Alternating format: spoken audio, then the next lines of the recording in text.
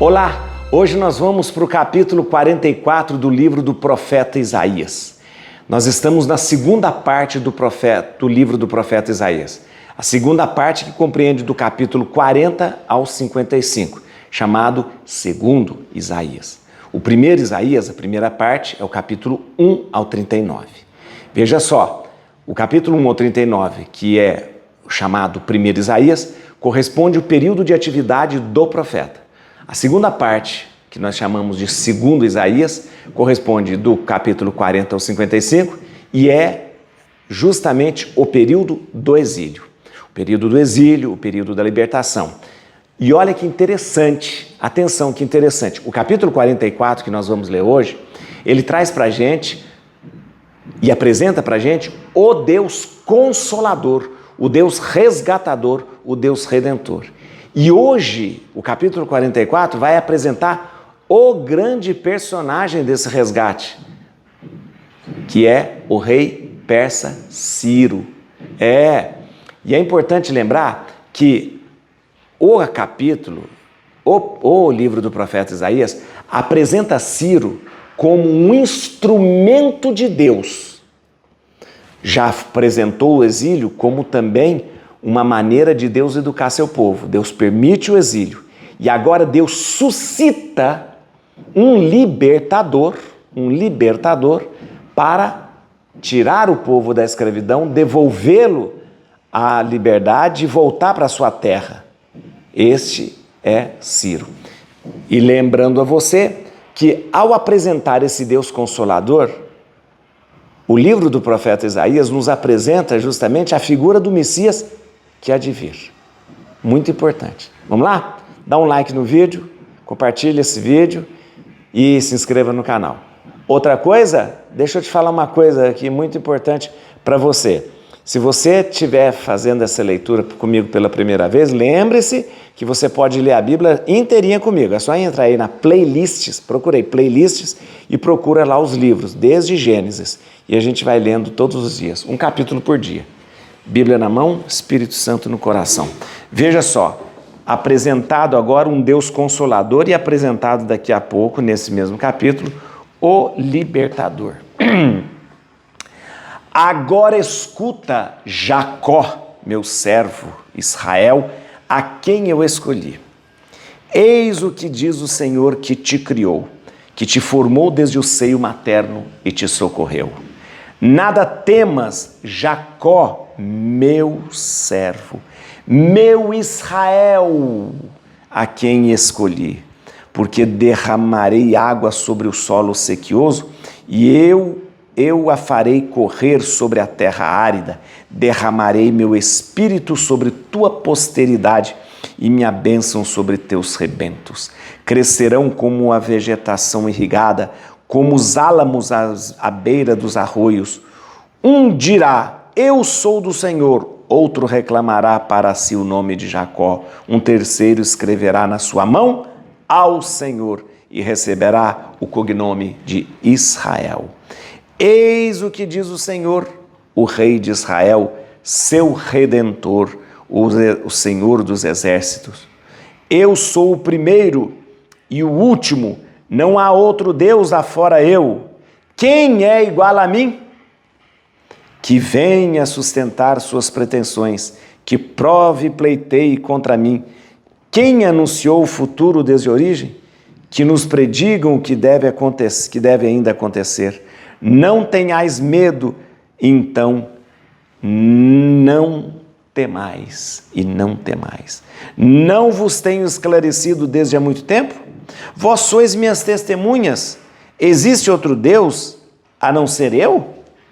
Haverá outro rochedo além de mim? O ferreiro, agora presta atenção, a partir de agora no capítulo começa uma sátira, um deboche em relação aos ídolos. O ferreiro manipula o formão e trabalha no forno, talha o ídolo com golpes de martelo, modela-o com a mão vigorosa, mas tem fome, sente-se esgotado, tem sede, está extenuado. O escultor em madeira estica o cordel, traça o esquema a lápis, desbasta a imagem com cinzel, mede-a com compasso, dá-lhe forma humana, fala um belo tipo de homem para colocá-lo numa casa. Vai cortar madeira, apanha um roble ou um carvalho que tinham deixado crescer entre as árvores das florestas que o Senhor havia plantado e que a chuva havia feito crescer. Depois faz com a madeira um fogo e leva-o para se aquecer. Queima-a também para cozer o pão. Enfim, serve-se dela para fabricar um ídolo diante do qual se prosterna. Queima a metade de sua madeira sobre a brasa, assa a carne, come esse assado até fartar-se, então aquece-se e diz: como é bom sentir o calor e admirar a chama. Com a sobra, faz um deus, um ídolo, diante do qual se prostra para adorá-lo e orar, dizendo: salva-me, tu és o meu Deus. Falta bom senso e juízo a essa gente. Tem os olhos tão fechados que não veem, seus corações não podem compreender. Ninguém reflete, nem tem bom senso e inteligência para se dizer: queimei a metade, cozi o pão sobre a brasa, aí assei a carne que comi e iria eu fazer do resto um ídolo miserável? Eu me prostraria diante de um pedaço de madeira? Este homem se nutre de cinzas, seu coração desabusado o desencaminha. Ele não consegue salvar-se, nem dizer: não será um logro o que tenho nas minhas mãos? Você viu? Isso aqui é um deboche sobre a questão do ídolo. Agora volta a questão da alegria de ser salvo. Lembra-te dessas coisas, Jacó, recorda-te, Israel, que tu és o meu servo, eu te formei, tu és meu servo. Israel, não posso esquecer-te. Fiz desaparecer tuas iniquidades como uma nuvem e teus pecados como uma neblina. Volve a mim, porque te resgatei. Céus, regozijai-vos, pois o Senhor agiu. Ressoai de alegria, profundezas da terra. Explodi de alegria, ó montanhas. E tu também, floresta, com todas as tuas árvores, porque o Senhor resgatou Jacó e manifestou sua glória em Israel. Nesse momento vai ser apresentado Ciro como libertador. Veja só. Eis o que diz o Senhor teu Redentor, que te formou desde o seio de tua mãe. Sou eu, o Senhor, que fiz todas as coisas. Sozinho estendi os céus, firmei a terra. Quem estava comigo? Confundo os sinais dos falsos profetas, faço delirar os adivinhos, faço voltar atrás os sábios e transformo sua sabedoria em loucura. Mantenho a palavra de meus servos, cumpro o que predizem meus enviados. Digo que Jerusalém deve ser reabitada, que as cidades de Judá devem ser reedificadas. Delas reerguerei as ruínas. Digo ao abismo: seca-te, vou estancar tuas torrentes. Digo de Ciro: é meu pastor, executará em tudo a minha vontade. Falando de Jerusalém, que seja reedificada, e do templo, que seja reconstruído. Muito interessante, né, gente? Vem cá comigo que é muito interessante isso aqui, esse capítulo, porque, em primeiro lugar, o capítulo traz pra gente a noção do Deus Consolador, do Deus Resgatador, do Deus que é fiel, do Deus que é bom, do Deus que não esquece seu povo, do Deus que está com seu povo, mesmo que ele esteja passando pelo exílio. Nós sabemos que esta época é a época que acontece o exílio da Babilônia. Exílio da Babilônia. O povo, preste atenção, o povo em 587 foi levado para o exílio e na Babilônia, eles estavam sob o domínio do Império Babilônico, porque havia sido Nabucodonosor que levou todo esse pessoal, destruiu o templo, destruiu Jerusalém. Havia já muitas cidades em Judá que já tinham sido dominadas. Lembra disso? Então, foi quando toda a parte de Judá e Jerusalém foi dominada. Tá, agora o povo no exílio é animado justamente pela esperança desse Deus Consolador. Deus que vai voltar a fazer a terra ser fértil, Deus que vai fazer com que o povo volte para a sua terra, Deus que vai fazer com que tudo volte a ser como era antes. Aí, para animar o povo a confiar em Deus, o texto traz para a gente, do versículo 12 ao versículo 20, uma sátira, um deboche com a questão dos ídolos. Por quê? Porque eles estavam percebendo que no exílio era muito fácil as pessoas se debandarem para o lado da idolatria. Por quê? No exílio não tinha só hebreus, no exílio tinha muitos povos e eles tinham contato com muitas culturas. E aí o que o livro faz? Ele vem trazer para a gente essa noção de que o ídolo não é nada. Então esse deboche é um deboche dizendo, olha aí gente, olha aí, um ferreiro, ele manipula o formão, né, e talha um ídolo. Mas aí ele sente fome, está extenuado. Então peraí, ele que construiu o ídolo, é um homem que construiu o ídolo, né? Ele está com fome, não foi Deus que fez. E depois ele faz uma sátira dizendo assim, um homem vai na floresta, corta um pedaço de madeira e traz para casa. Aí ele vai, uma parte ele constrói uma coisa, outra parte ele faz uma lenha, assa o pão, cozinha a carne e tal, e com o que sobrou ele faz um ídolo. Há um deboche então em relação a essa inatividade dos ídolos, ou seja, o ídolo não passa de madeira, né? Quando termina toda essa sátira, essa sátira envolvendo aqui essa questão dos ídolos, volta o texto para algo muito interessante. O texto volta para mostrar a alegria da salvação e volta novamente Deus mostrando o seu amor e mostrando a sua fidelidade. É uma coisa muito bonita porque nesse momento que mostra a alegria da salvação, Deus se declara para o homem e fala, eu te formei, tu és o meu servo, Israel, não posso te esquecer. Olha que bonito, Deus nos ama tanto e ele diz, não posso te esquecer, não posso te esquecer. O texto termina apresentando Ciro. Isso é muito importante para o nosso texto. Por quê? Porque o livro do profeta Isaías considera o exílio como uma permissão de Deus para que Deus pudesse fazer com que o povo voltasse à fidelidade. Então Deus permite, viu? Deus permite que o povo vá para o exílio, como que fosse, não um castigo, mas para que eles aprendessem. Mas esse mesmo Deus suscita um libertador. E olha que incrível, o libertador não é um hebreu, não é um israelita, o libertador é um pagão. Quem? Um pagão, um persa, um rei persa chamado Ciro. E é esse rei Ciro que vem ser usado como instrumento de Deus. O livro lhe deixa muito claro, o Ciro é um instrumento de Deus para libertar o povo. E o texto termina falando de Jerusalém, que seja reedificada. Sim, foi Ciro que permitiu que se reconstruísse Jerusalém.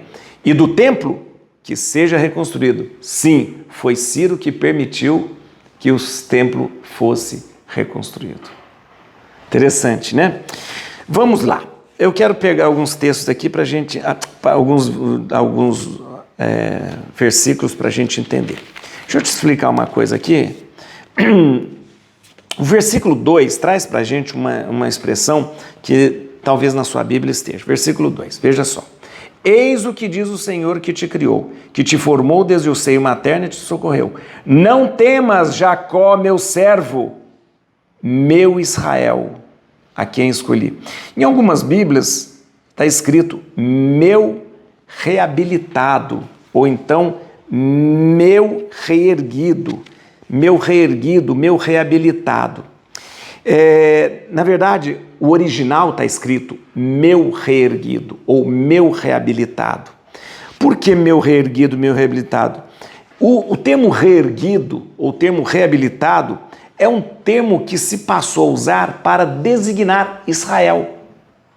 Por quê? Porque Israel foi levado para o exílio, para a deportação, mas ele foi reabilitado, ele foi reerguido.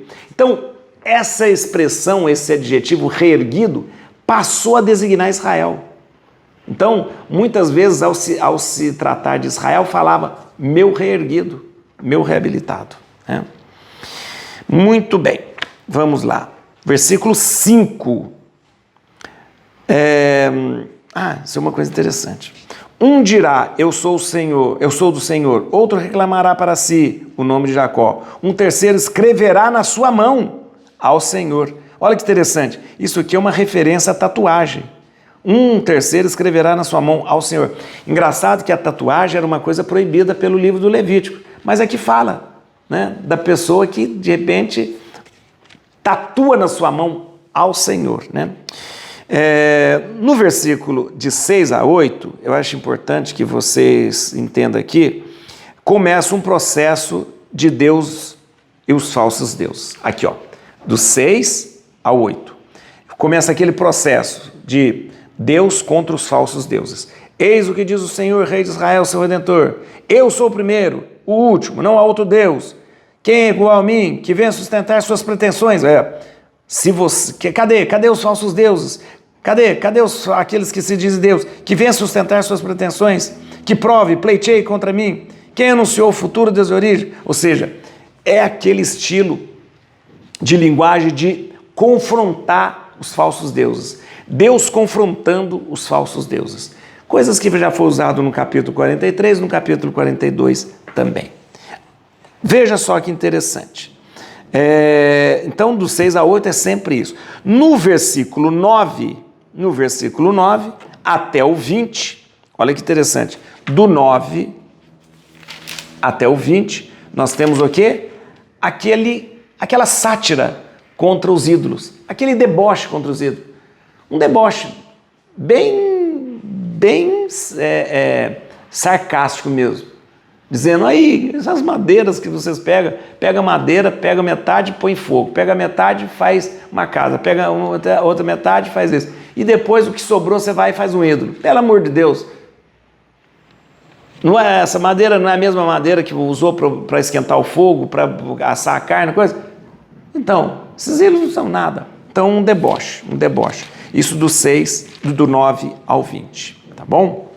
E o versículo 7... Só uma curiosidade, olha como que Deus se apresenta. Quem é igual a mim? Quem como Deus? Quem como Deus é o nome de um arcanjo, né?